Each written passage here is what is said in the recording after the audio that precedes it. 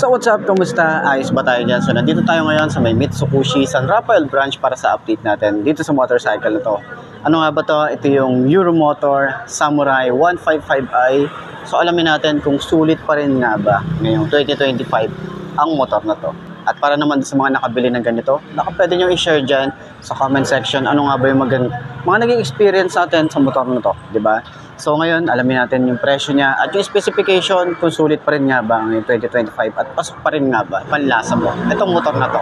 So tara, umpisa na natin, walk around na natin. Ayos na ayos siya. Always do it on my own, so I gotta get through it. And the only thing I know is to love what I'm doing. Never give up, never slow, till I finally prove it. Never listen to the no's, I just wanna keep moving. Keep my head up when I act, head up, that's a fact. Never looking back, I'ma keep myself on track. Keep my head up, staying strong, always moving on. Feel I don't belong, tell my thoughts to move. So yun na nga, nandito sa harap natin, meron tayong dalawang kulay dito. Ito yung kulay blue na glossy and then matte finish na kulay black. And ano to, ito yung Euromotor Samurai 155i. So ito ay naka-liquid cooled na rin, naka-ESP Plus, and then tingnan natin ano nga ba yung specification na ito. May nabago nga ba? Alamin na natin yan, walk around na natin. Ayos yan. So yun na nga, sa forma na ito, meron tayo ditong maliit na windshield. Ayan ang itsura niya. Pogi talaga eh, no? Napaka-pogi talaga ng itsura na ito. Tapos sa harap, syempre, meron tayong maangas na headlight, park light. May park light din dito, signal light naman dito sa bandang taas. And then, mga pa-sharp na design. And ito rin ay naka-combi brake din ang isang to. Ayan, kita nyo naman yan. So maganda rin at malapad yung kanyang fender. Maganda rin yung kanyang plastic na ginamit. Meron din tayo extension, naka-telescopic fork, naka-single disc brake din tayo rito. At kagandahan, yung mugs is kulay golden. Same din dito, kulay gold na rin yan, di ba? So ito nga pala yung kulay blue na glossy, tapos yan naman yung datingan niya. And then syempre dito naman sa kulay black, ito meron tayong dual pot caliper, naka-combi brake, tubeless na rin ang isang to, at yung size nito ay 180 by 14. And tingnan nyo naman, cordial din yung kanyang brand. Ayan, so maganda-ganda na rin yung ginamit dito na tires. So meron din tayo ritong side stand kill switch, at kagandahan meron tayong maluwag na gulay board. At kaso lang yung iba kasi nagre-reklama bakit daw nandito sa may gulay board yung ating battery. So medyo maliit lang yung battery nito. So ang gusto nila is nandito sa may compartment, 'di ba? Kagaya ng sa Griffin, 'di ba? Kasi nga kapag umuulan. Pero safe naman 'yan. Huwag lang natin ilulubog sa baha kapag lalo na kung alam nating medyo mataas na. Okay? So foot pegs para sa angkas. Ito yung itsura niya, medyo maliit lang. Yung itsura naman dito, minimalist lang talaga kasi halos walang decals. Ito lang yung decals niya. Samurai water-cooled 155, di ba? Tapos dito naka-emblem tayo rito ng Samurai 155. Ayan. Kita niyo 'yan, di ba? Ang premium nung datingan ng kanyang emblem para sa pangalan niya, Samurai. Okay? Sa upuan maganda rin. Brusco din tingnan eh. Ang macho. So ayan, yung upuan niya hindi siya ganong kalambot, hindi rin siya ganong katigas, saktuhan lang. Hanggang dito sa ating OBR. Ayan. Compartment. Meron din tayo rito helmet hook. Meron tayong maluwag din na compartment. At feeling ko kasya rito yung half piece. Ayan. Coolant dito na rin. Hindi na tayo magbabaklas ng kahit na anong pwedeng baklasin. Ito, open nyo lang yan. Dagdagan nyo yung coolant. Goods na. Di katulad ng iba na may mga tatanggalin pa. Pahirapan pa, diba? So, gas tank natin. Napakalinis lang tingnan. Okay. Tapos dito pala yung itsura. Ganyan pala yan. Yung ating grab bar, napakaangas din na itsura na ito. Tapos matte finish din. Solid din yan. So kung gusto niyo maglagay ng additional top box, pwede. Okay? So dito naman is naka-monoshock din tayo rito. Tapos yung kanyang tire hugger, flexible din. Tapos adjustable din yata to. Hindi ko sure kung adjustable siya. Pero ayan, na-adjust yata to. Oo, na-adjust nga siya. Pipihitin nyo lang dito. Okay, para at least malaman nyo yung gano'n nga ba kailangan i-adjust yung lambot na gusto nyo. Okay? So, ESP Plus na rin yan. Wala tayo ritong kickstart. Kaya monitor natin palagi yung ating battery. So, siguro mga 1 year, mag-stock na tayo ng battery para in case na kailangan natin. Okay? So, itsura natin dito ng kanyang panggilid. Napakaganda rin yung design. Itsura, yung forma na ito sumasabay ngayong 2025 na kasi parang robotics yung mga design ngayon ng mga motorcycle. So, ayan, meron tayo ritong 120/70/14 na tires and then Cordial din yung kanyang brand. So, ito naman yung radiator at may cover din tayo rito, 'di ba? Naka-liquid cooled na tayo rito. Dito naman sa ilalim meron tayo ritong pangsalo ng mga putik, 'di ba? Hindi siya basta-basta madudumihan yung likod natin.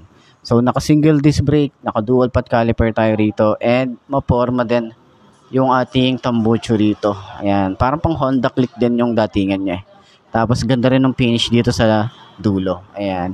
So, maganda rin yung ating taillight. Unique style din, meron to. May plate light din tayo rito. Yung kanyang signal light is LED rin. Halos lahat naman ng ilaw na to LED. And may reflector tayo dyan. So, dito naman sa harap, meron tayo ritong nakakilis na. Ayan, so ignition, pero meron siyang secret key. Ayan, pupush nyo lang yan dyan, tapos nandito yung susian niya. Okay, para in case na malobat yung ating remote, safe pa rin natin na maiuuwi yung motor natin. Hindi natin siya iiwan kung saan-saan. Okay, meron din tayo ritong USB charging port. Dito rin binubuksan yung seat or fuel. Okay, ayan. Push nyo lang yan. And then, meron tayong side pocket dito. Malalim din ng isang to. Dito rin, malalim din. Pero dito, wala siyang USB charging port. So, nandito siya sa labas. Ayan. So, may helmet hook or utility hook din tayo rito sa front. And, maporma din yung ating panel gauge dito. So, naka-upright position lang tayo rito sa kanyang handlebar. And, naka-fully digital tayo rito. Ayan. Switches. Sumasabay, maganda rin yung itsura. Meron tayong idling stop dito, on and off. Kanyang on and off nung kanyang headlight and electric starter lever, maganda rin, malapad din. Tsaka malaki. And yung grip niya makapit din, tsaka yung throttle is mababaw lang din. Meron din tayong flasher, high and low, signal light. Ayan, signal light and busina. Wala lang tayo ritong hazard switch. So, ayan na nga ang kabuuan ng Samurai 155i ng Euromotor. So, ngayon upuan naman natin kung abot ba ng 5'2" na kagaya ko ang motorcycle na to. Ayos na ayos yan. Push myself to be the best, die with no regrets, live with every breath, see my message start to spread. And I had so many dreams, when you hit your teens, life ain't really what it seems, try to find out what it means. Always do it on my own, so I gotta get through it. And the only thing I know is to love what I'm doing, never give up, never slow, till I finally prove it. Never listen to the no's, I just wanna keep moving. Yeah, I put out all this art, that's my only medicine. Yeah, everything I do, I'm just being genuine. Yeah, I'm sick of being screwed, feel my own adrenaline. So, ino nga, ngayong 2025, puan natin itong Euromotor Samurai 155i. Tingin nyo, sulit pa rin nga ba yung forma nito, pero para sa akin, sulit pa rin siya. Dahil sumasabay pa rin yung forma, yung tindigan nito, yung kapugian nitong motorcycle na to. Lalo na yung presyo, malalaman nyo mamaya. So, ayan, kita nyo naman. Side stand muna natin. And para sa 5'2" na kagaya ko, at least may reference kayo kung ano nga ba itsura natin dito sa motor na to. So, ayan. Center stand muna natin. Medyo mas mabigat yung grip pin compare dito. No? So, ayan. 5'2" ang aking height. Ang kagandahan kasi dito, meron tayong gulay board. Maluwag. Okay? So, sa foam ng kanyang seat, ang kapal ng foam. Tapos hindi siya yung sobrang lambot, hindi rin siya yung sobrang tigas. Saktuhan lang. So, ganyan ang itsura niya kapag naka-side stand and pag tinayo natin. Sobrang tingkay tayo rito. Parang mas mataas pa nga to sa gripping or parang same lang sila. Pero, ayan, pag naitayo naman natin, magaan naman na siya. Manageable naman. Tapos yung shock niya sa harap, goods din. Okay, turning radius niya, sobrang lawak din na ito. Diba? Sobrang lawak din. Tapos, yung ating gulay board, syempre, isa sa mga maganda rito na meron tayong gulay board na pwede nating lagyan ng gamit natin. Tapos, maluwag din yung ating OBR. Yan. So, ganito yung itsura din natin kapag nagra-rides. Napaka-komportable lang. Diba? Tapos, yung OBR natin nakahawak lang sa atin. Diba? Ganyan yung itsura natin. So, medyo sacrifice lang tayo rito or taste pogi tayo rito lalo sa mga 5'2" na kagaya ko na ganito, lalo kapag nasa traffic siguro diskarte na lang. Okay, so shock sa likod kasi naka mono shock to and hindi ko alam kung adjustable siya pero may mga magagandang shock naman na nabibili sa aftermarket, so check nyo na lang din. So ayan, para dun sa lahat ng mga gustong kumuha ng ganitong motorcycle, ilalagay ko yung contact number ng Mitsubishi San Rafael branch para dyan rekta na kayo na mag-inquire sa kanila. So, ayos yun, di ba? So, sa tingin nyo, sulit pa rin nga ba ang forma nito ngayong 2025? Comment nyo naman yan. Center stand ulit natin. Yung. Magaan lang siya yung center stand. Ayos. So, yun nga mga best, no? Sa lahat ng mga nagtatanong, ano nga ba ang updated price na itong motorcycle na to?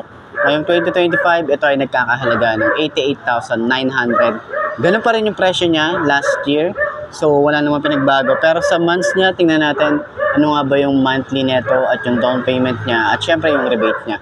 So, para dun sa mga gustong kumuha ng hulugan, ayan, meron tayong reference or meron kayong idea kung magkano nga ba ang ganitong motorcycle kapag kinuha nyo ng hulugan.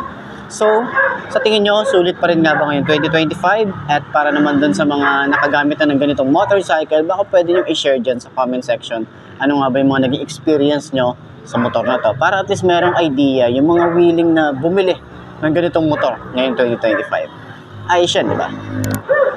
So, yun na mga best, no? Ito na ba ang motor na babagay sa'yo? Kung ito na nga ay markahan mo na at mag-subscribe ka na sa aking YouTube channel, i-click mo na rin ang notification bell para updated ka sa lahat ng videos na upload natin.